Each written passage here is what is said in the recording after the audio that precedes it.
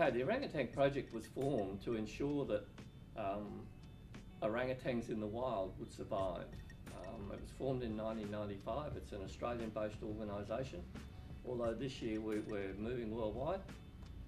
We have teams in every state working to raise funds, to raise awareness, and people can become involved by adopting an orangutan, becoming a volunteer, buying merchandise through the web shop. Virtually every little thing helps. If we don't do it, there'll be nothing left in the wild, and the habitat of the orangutan is also the habitat of the tiger, the Asian elephant, Asian rhinoceros, lots of things. So once they're gone, everything's gone.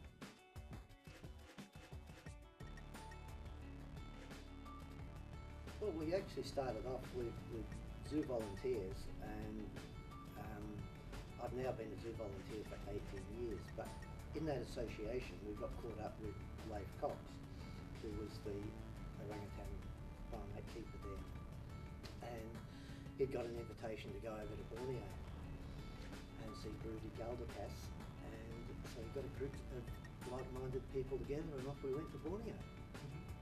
It was a marvellous trip. There was 14 of us on the trip.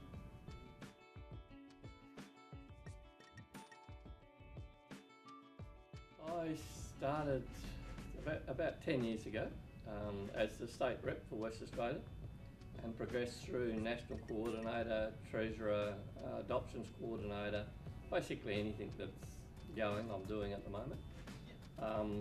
My philosophy is that unless we get the kids involved, by the time the average child today is 10 or 11, by the time they get married, there'll be no animals left in the wild. They'll have their own kids. There'll just be nothing left in the wild unless people get involved.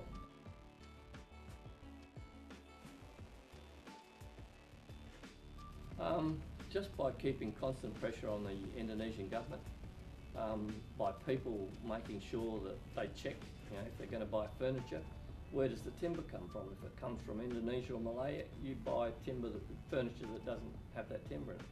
By checking the labels when they go shopping to make sure that the products haven't got vegetable oil in, which is palm oil. Just little things you can do every day can make a big difference.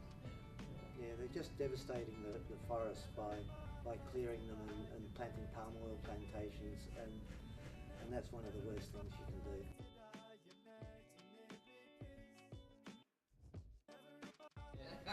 This little kid, he was only 6 or 7, I suppose, and he said, "My mum puts Tim Tams in my lunchbox every day, and I'm going to tell her to stop."